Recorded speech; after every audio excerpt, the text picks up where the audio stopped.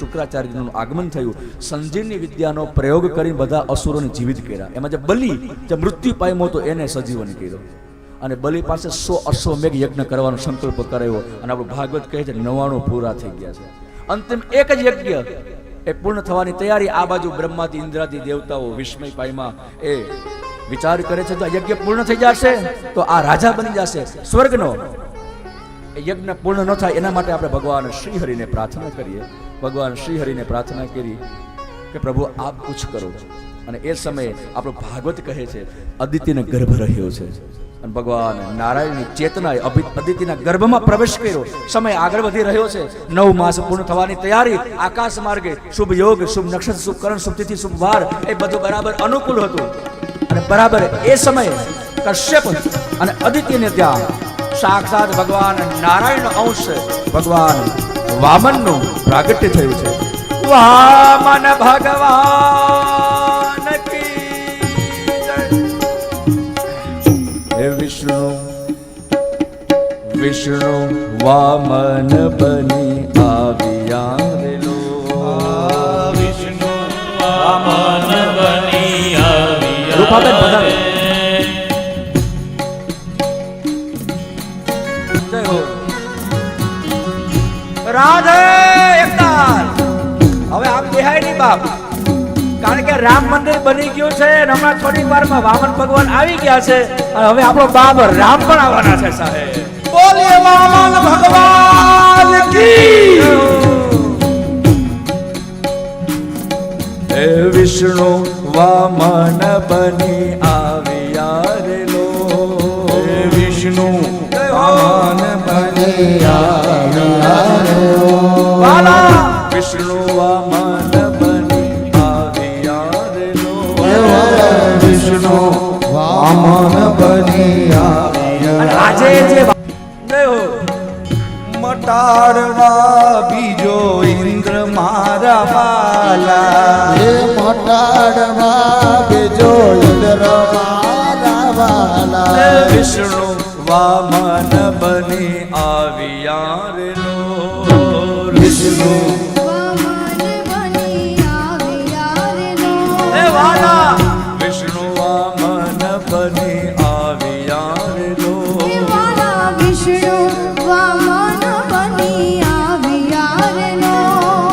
ભગવાન વામન નું પ્રાગટ્ય થયું છે જન્મદાન સાથે બટુક સ્વરૂપમાં.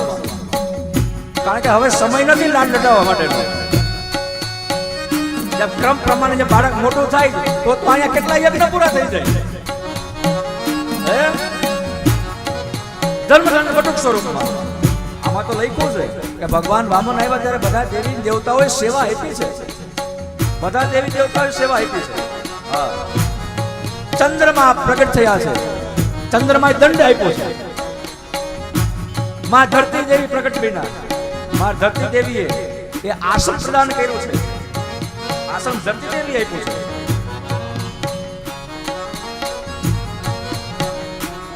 આકાશે છત્ર પ્રદાન કર્યું. આજે છત્ર છે ને, છત્ર એ આકાશ દેવતાએ પ્રદાન કર્યું છે સાહેબ. એ છત્ર પ્રદાન કર્યું. યજ્ઞ પવિત્ર સંસ્કાર વિધિ દેવતાના જે ગુરુ છે બૃહસ્પતિ આપી છે સાહેબ. યજ્ઞ પવિત્ર સંસ્કાર વિધિ બૃહસ્પતિએ યજ્ઞ પવિત્ર સંસ્કાર કરાવ્યા.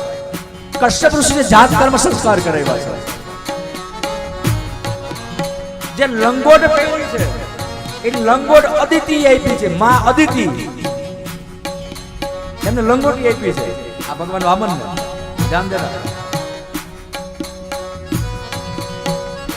કશ્યપ એટલે કે પિતા કશ્યપ ઋષિએ જે કમરમાં જે કંદોરો પહેર્યો છે ને એ ઘાસનો કંદોરો છે. એ ઘાસનો કંદોરો કશ્યપ ઋષિએ આપ્યો છે.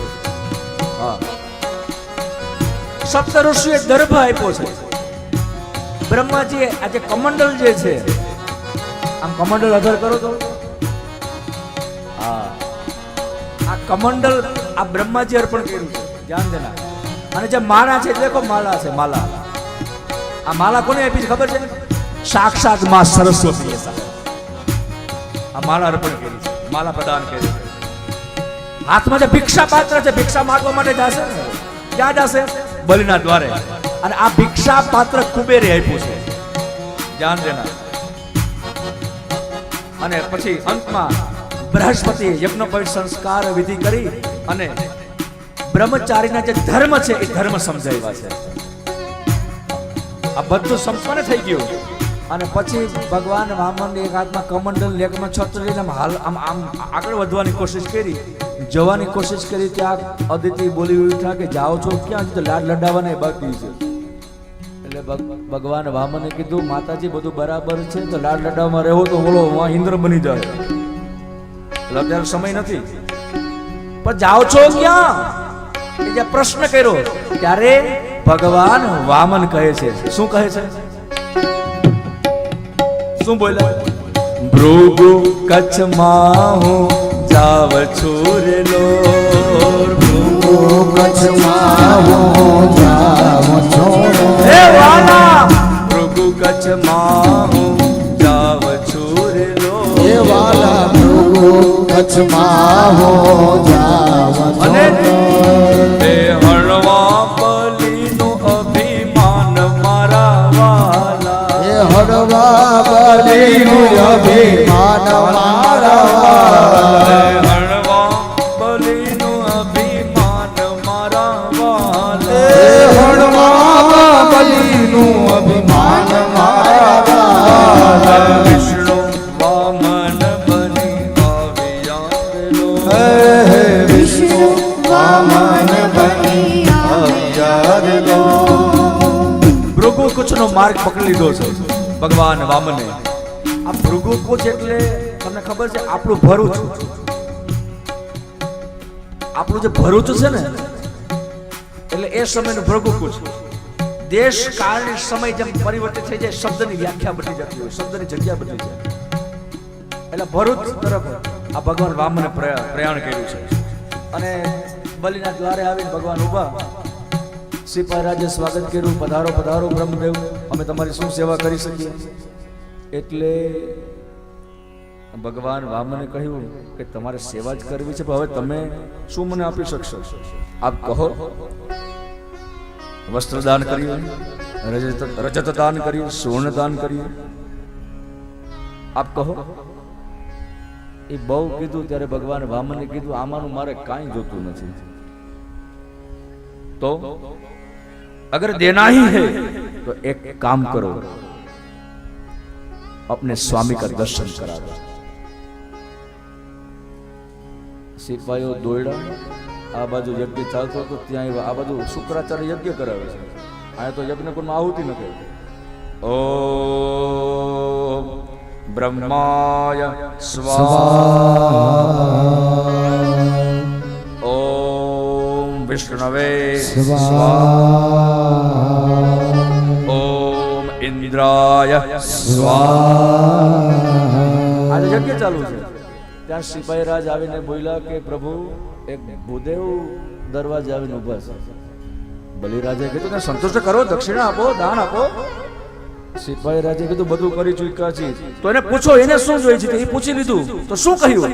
તો એને એમ કીધું કે તમારા સ્વામીને મને દર્શન કરાવો, મારે તમારા સ્વામીને મળવું છે. અચ્છા, આ શબ્દ જ્યાં શુક્રાચાર્ય સાંભળ્યા ત્યાં શુક્રાચાર્ય આંખો બંધ કરીને સમાધિ લગાવી અને સમાધિમાં શુક્રાચાર્ય જાણી લીધું કે દ્વારે આવીને ઉભો છે કોઈ સામાન્ય નથી, તો 14 બ્રહ્માંડનો માલિક મારો નારાયણ વામન બનીને આવ્યો છે. ઓહો, હે બલી ઉભો રહેજે, તું જતો નહીં. એ જે દ્વારે આવીને ઉભા છે મેં જાણી લીધું છે સમાધિમાં એ કોઈ સામાન્ય બટુક બ્રાહ્મણ નથી, તો એ સાક્ષાત નારાયણ દેવતાનું કામ કરવા માટે આવ્યા છે. તારું બધું લઈ લેશે. ઓહો સાહેબ, હું ઘણી વખત કહ્યા કરું આ બલિ છે ને એ બલિ અસુર નથી સાહેબ, બલિ ભક્ત છે. બલિ અસુર નથી. કેટલા ભાગવતજીમાં એવા ઘણા બધા પાત્ર છે જે અસુર આપણે લાગે, અસુર વૃત્રાસુર પાછળ અસુર શબ્દ લાગે, વૃત્રાસુર પર એ અસુર નથી, એ ભક્ત છે. જો અસુર હોય ને તો આટલી 4 શ્લોકમાં આટલી સુંદર એ સ્તુતિ ન કરી શકે સાહેબ. જે વૃત્રાસુર જે માગ્યું છે, જે 4 શ્લોકમાં જે ભાગવતના 6મ સ્કંદમાં જે વર્ણન છે,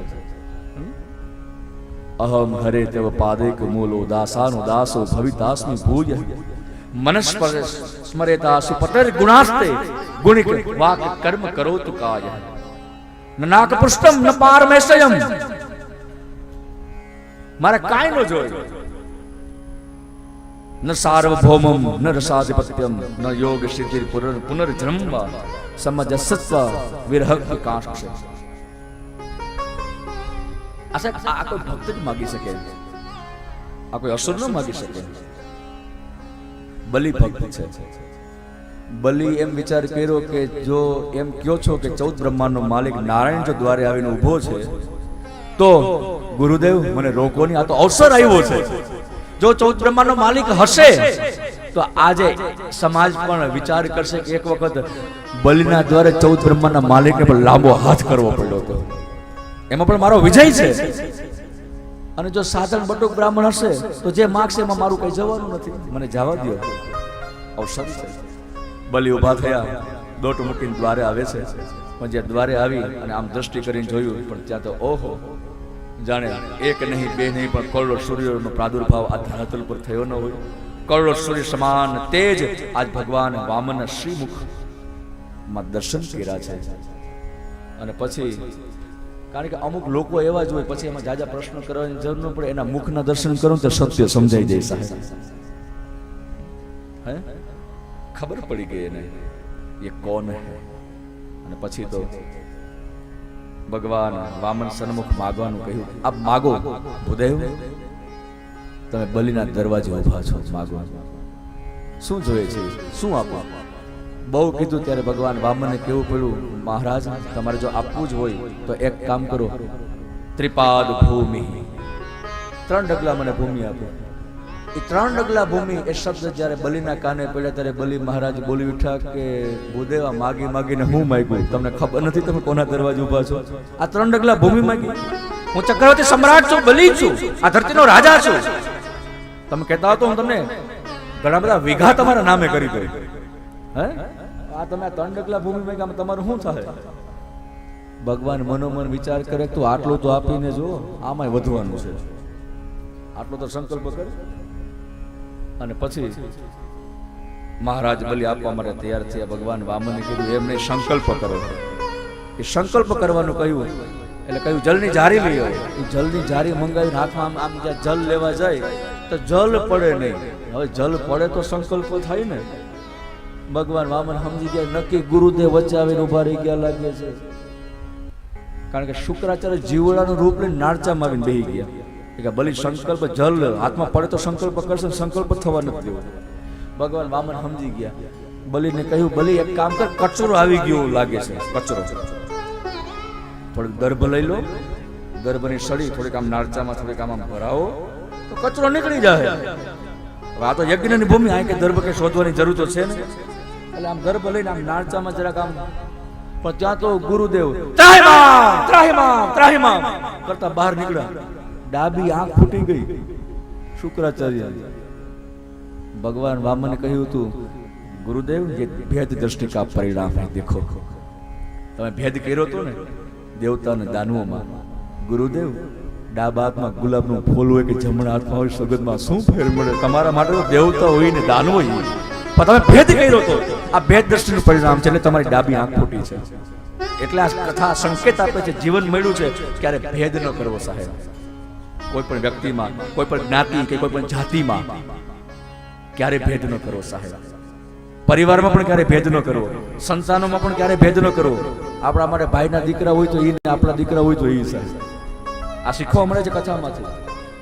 આ પ્રેરણા લેવાની છે. બાકી કથા સાંભળ્યા પછી આપણે હોય ને એવા રહી તો સમજી લેવાનું કથામાં ગયા નથી, ધક્કો ખાધું, ટાઈમ પાસ કર્યો છે. આ કઈ શીખવાનું છે, આવું કઈ ઘરે લઈ જવાનું છે. પછી તો અંતે આપણું ભાગવત કહે છે સંકલ્પ કર્યો જલ નીચે મૂક્યું, પણ જોતામાં ભગવાન વામને વિરાટ રૂપ ધારણ કર્યું છે. ચરણ ધરતી પર પથરાઈ ગયા, મસ્તક આકાશ સ્પર્શ થવા લાગ્યું છે. અને પ્રથમ ચરણ જ્યાં ભગવાન વામને ઉઠાવ્યું, પણ ત્યાં તો પ્રથમ ચરણમાં સમસ્ત પૃથ્વી નામનો લોક ભગવાન વામને માપી લીધો છે. પૃથ્વી નામનો ગ્રહ સોપારીની જેમ ગોળ ચક્કર ચક્કર ચક્કર ફરે છે. પ્રથમ ચરણમાં પૃથ્વી માપી લીધી. અને દ્વિતીય ચરણ એ ઉઠાવ્યો. એ દ્વિતીય ચરણ સીધો ગયો છે બ્રહ્મલોકમાં. ત્યાં બ્રહ્મા વેદનું પઠન કરતા હતા. અને જ્યાં ચરણ જતાની સાથે સાક્ષાત બ્રહ્માએ આકાશ ગંગાનું જલ લઈ અને કામધેનુ ગાયનું દૂધ લઈ અને ભગવાનના ચરણનો અભિષેક કર્યો છે. એ બે ચરણમાં તો બધું બલિનું માપી લીધું. આ એક ચરણ વૈધો અને પછી બલિને કહ્યું હવે ત્રીજું ચરણ ક્યાં મૂકું? આ બે ચરણમાં તારું બધું મપાઈ ગયું. ત્યારે બલિ એમ કહ્યું ત્રીજું ચરણ પ્રભુ તમે મારા મસ્તક ઉપર પધરાવો. એમ જ્યાં કહ્યું ત્યારે ભગવાન વામનને કહેવું પડ્યું કે બલિ આ ચાલશે નહીં, કારણ કે હવે તું મારી ધરતી પર ચક્રવર્તી સમ્રાટ હવે તું નથી, હવે હું છું. આ ધરતીનો રાજા તું નથી, હવે હું છું. આ ધરતી તો મપાઈ ગઈ, પૃથ્વી તો મપાઈ ગઈ, એટલે ચાલે નહીં. જ્યાં એમ કહ્યું પણ ત્યાં તો બલિની પત્ની વિંધ્યાવલી સતી આંખો બંધ કરી અને સંકલ્પ કર્યો જે મન વચન અને કર્મથી જો મેં મારા પતિની સેવા કરી હોય તો મારા પતિનો દેહ 7 ગજ ધરતીથી અધર થાય એમ કહીને સંકલ્પ કર્યો. પણ ત્યાં તો બધાના દેખતા બલિનો દેહ ધરતીથી 7 ગજ અધર થયો. અને પછી ભગવાનને પ્રાર્થના કરી પ્રભુ હવે તમારો શ્રી ચરણ મસ્તક ઉપર સ્થાપિત કરો. હવે બલિ તમારી પૃથ્વી ઉપર સ્થિર નથી. અને પછી ભગવાન શ્રી હરિ ભગવાન વામનને પ્રાર્થના કરતાની સાથે ભગવાન વામને તૃતીય ચરણ એ બલિના મસ્તક ઉપર જ્યાં પધરાવ્યું ત્યાં તો ધરતી ફાટી અને પાતાળમાં બલિને ચાંપી દીધો છે. પાતાળનું રાજ્ય ભગવાન વામને બલિને પ્રદાન કર્યું છે. અને એટલું જ નહીં, બલિને કહ્યું છે બલિ તારી ઇન્દ્ર બનવાની ઈચ્છા છે ને, હું તને વચન આપું છું, હું તને એક વખત ઇન્દ્ર અવશ્ય બનાવીશ.